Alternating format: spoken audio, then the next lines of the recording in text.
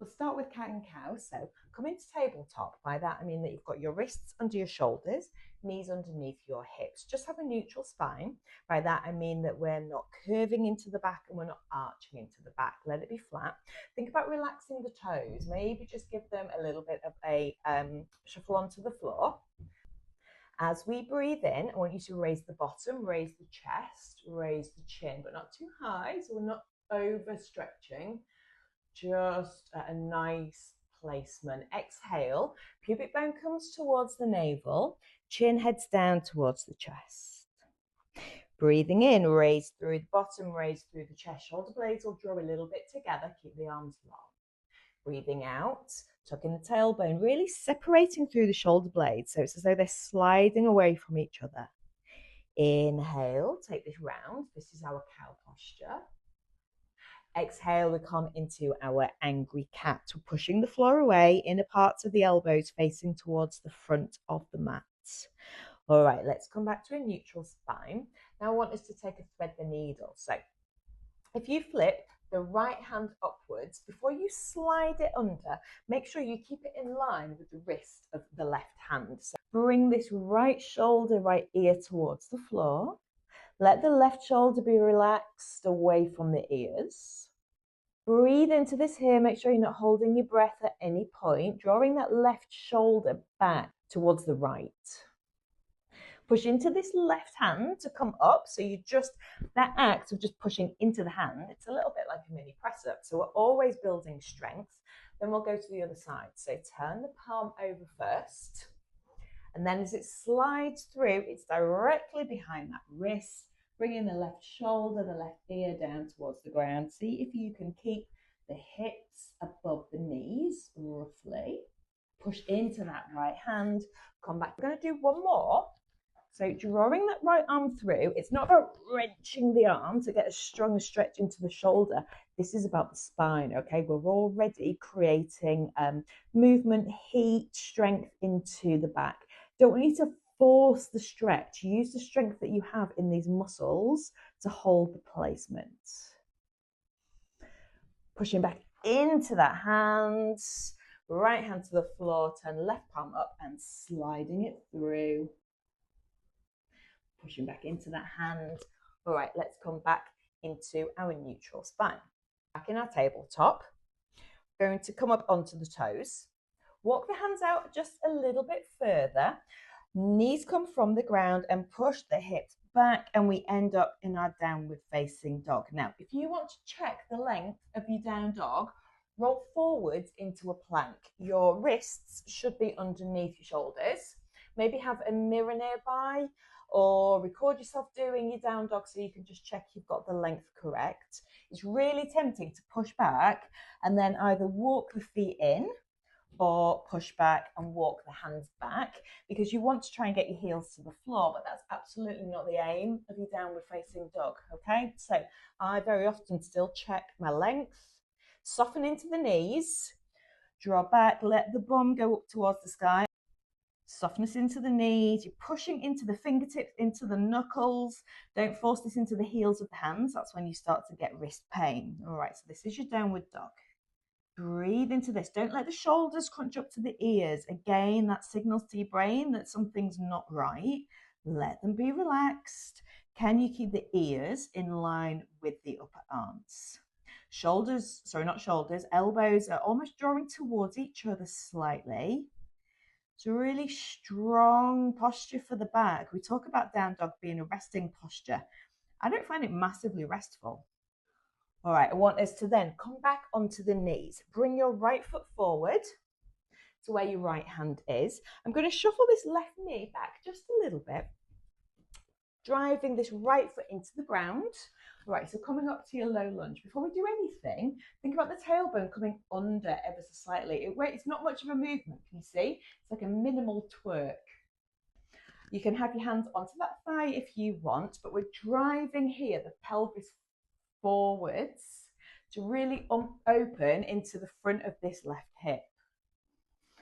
If you feel this into your lower back, then come back slightly. Tailbone still under. You're going to get more length into the quad, into the into the flexor by bringing your tailbone under and really squeezing this left glute, all right? Then by going so far over that you end up, I don't know, surfing almost. Driving that front foot into the ground.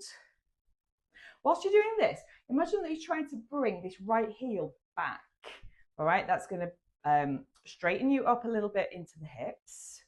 Squeeze this left glute, tailbone comes under. It's really strong into the front of this leg. This is a really good stretch to do when you have a period as well, because we kind of cramp and tense up across the pelvis and into the hip flexors during your period.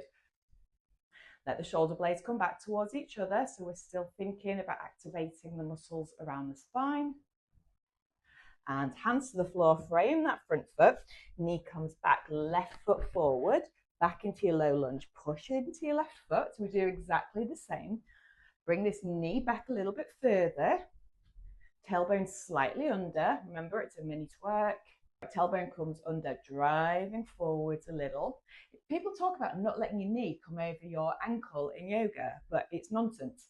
We need to create ankle mobility. Just going up the stairs, your knee goes over your ankle. So if we decide that it's not a safe thing to do, then actually you're doing yourself a disservice. Squeeze this right glute, shoulder blades back together, breathe into it, shoulders are loose. If you feel like they're up here, think about drawing your shoulders back and down.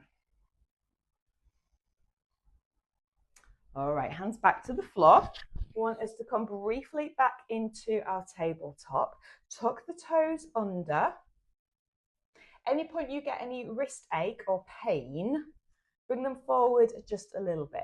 And then we take our bear pose. I do that by pushing into my toes, which activates into the core. So as though you're really bracing, as though someone's about to punch you. All right? Lifting the knees about a hand's width from the floor. Keep strong into the arms, strong into the shoulders, push into the fingertips and the knuckles more than into the heels of the hands. Breathing through it. Longer exhale than inhale if you can. All right, so I'm going to count your breath. Breathe in. 1, 2, 3, 4. We breathe out for 6. 1, 2, 3, 4, 5, 6. Well done. All right, bum back towards the heels. Just take a child's pose. Now have your hands outstretched, or just bring them to the sides if you want to give your shoulders a little bit of a break. All right, we're going to come back up onto the knees. We need to bring your forearms to the floor. But then what I'd like you to do is to bring your knees further back, so we end up in a plank that's on knees and forearm. Brace through the stomach again. So we're working into the back, working into the core. Push through the hands, push through the forearms. Imagine that you're trying to push the arms down and away, all right? And gently just lower down to the ground. We want you to bring one hand on top of the other, rest the forehead on top of the hands. Just take a sway side to side. Quite a lot of strong movement into the hips, into the back, into the belly. Okay, we're pushing back into the hands. So draw the hands back underneath the shoulders, push in. So it's a little bit of a press up. All right, from here, let's just bring the legs round. Sit on your bottom. I'd like you to roll down into, we're going to be taking a glute bridge. Okay, pushing the small of the back into the floor. So you're just making as much contact as you can with the mat, all right, with the natural positioning of your back. We need to push into the feet. As you push your feet into the ground, we're raising the hips up. You can have your hands on the floor. Keep driving into the feet. That's going to bring the hips a little further. Keep breathing. Keep your exhale a little bit longer than your inhale if you can. Chin almost coming up towards the sky. Try not to tuck it into the chest, because then you're going to start having a bit of discomfort into the neck maybe. Lowering back down through the spine, disc by disc by disc. Draw the knees into the chest. Give the ankles a bit of love here. All right, let's circle one way and the other. Plant the feet back onto the floor. All right, let's have the feet about mat width apart. Bring yourself into the center of the mat. Arms can be out to about a T shape. Let the knees flop towards each other. All right, so now that the knees are touching, again, I want you to push the spine into the mat. And then let the knees fall down towards the right. They don't need to come all the way to the floor. One thing you can do here is push the pelvis forwards towards that right knee almost. See if you feel a deep stretch into that left hip. Come back to the middle, knees touch briefly, and then they go down to the left. Again, you might want to push that pelvis forward. You don't have to, there's no wrong way to do it. All right, let's come back to the middle. Here I want you to bring the soles of the feet together. Let the knees flop down. So the lower back will raise from the ground as you push the tailbone or your coccyx into the ground. Or towards the ground anyway. I think only Inspector Gadget could probably actually get the tailbone onto the floor in this position. All right, let's bring the left sole of the foot onto the floor. I want you to cross the right ankle over the top of the left knee, where the knee and the femur meet. I want you to draw that left knee up towards the face. So you're using the strength of this left leg to deepen the stretch into the right. You can flex the toes back. So by that, I mean drawing the toes back to the shins, or you can point them, but be active with them. Try not to just let them flop into the air. From here, I want you to bring the sole of this right foot down towards the floor on the left. Knee keeps pointing up towards the sky. We're not having it just falling down to the floor, so drawing it away from you. Remember the breath. Slowing it down. Try not to be tense. As soon as any boredom starts to kick in, then go to the other side. Okay, what we don't want is you to associate the postures, the movements with feeling bored or restless, because then you won't do them again. Left ankle over right knee. Right knee towards the face. Left foot down towards the floor. Right knee goes with it. Left knee towards the sky. Coming back up and release the feet down. Let's just walk the feet away from you here. Extend the heels away. Try and make as much contact with your body as you can with the floor. All right. Palms facing upwards, so we're open across the collarbones. Right, I want you to pick up your right heel, your right foot, just an inch from the floor. Extend it an inch further and lower. Do the same on the other side. So left foot comes up, push it away, lower it back down. So we're making more length. Spend a couple of moments here, or as long as you want. So you can always pause the video.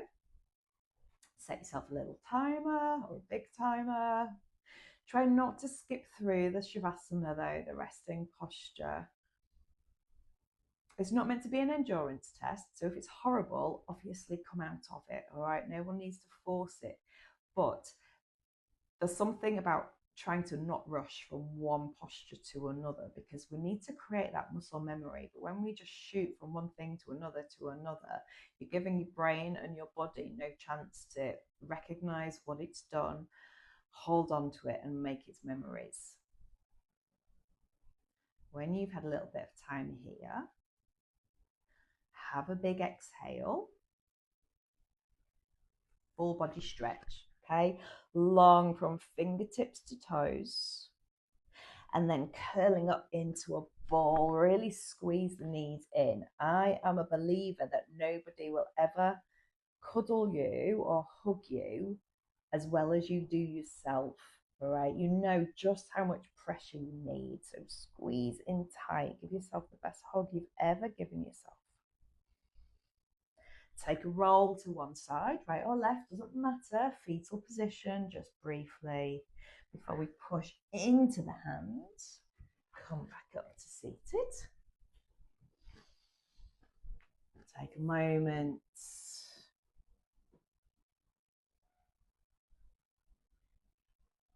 And that's the end of your practice.